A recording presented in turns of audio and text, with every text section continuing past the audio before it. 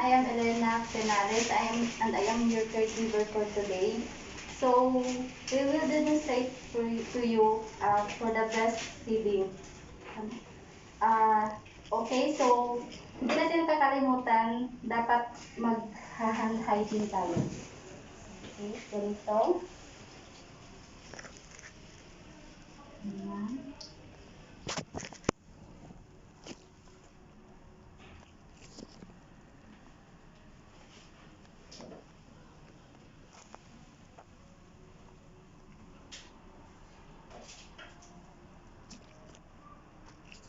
And then first.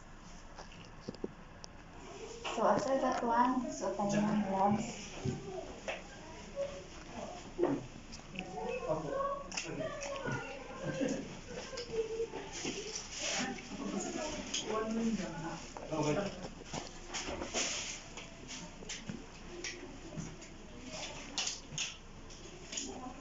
So, and then nakasok din ako ng PPE at face shield.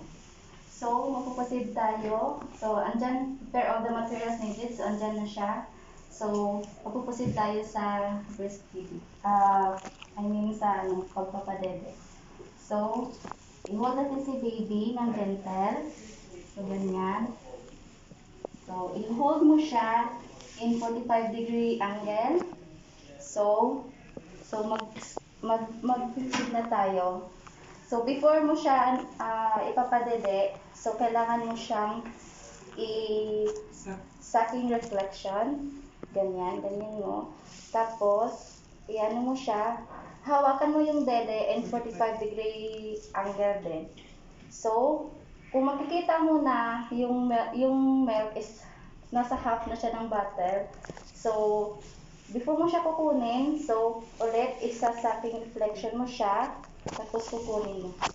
So, pagkatapos, papabirth mo siya. Lagay mo yung towel, so, ipapabirth mo siya. Ganyan. Tapos, hintayin mo siya hanggang makapabirth na siya. So, pagkatapos, kung makapabirth na siya, so, papadede siya ulit. And then, hold her or him in 45-degree angle. So, before, so sucking reflection. And then, hold the bottle also in 45-degree angle. So, pagkatapos, kung yung gatas, yung milk niya is hanggang dito sa nipple line, so, kailangan mo na siyang i-remove.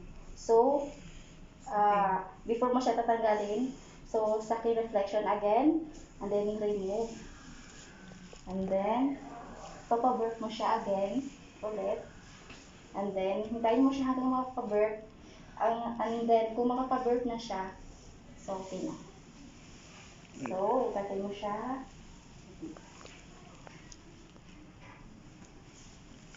So, after that one, i-remove natin yung gloves. So, I will throw this one. And then, sanitize again.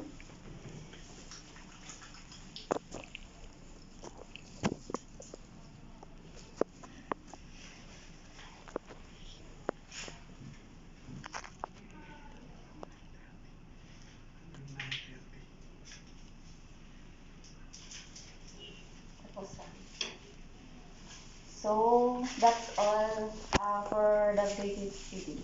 So, that's all, and thank you.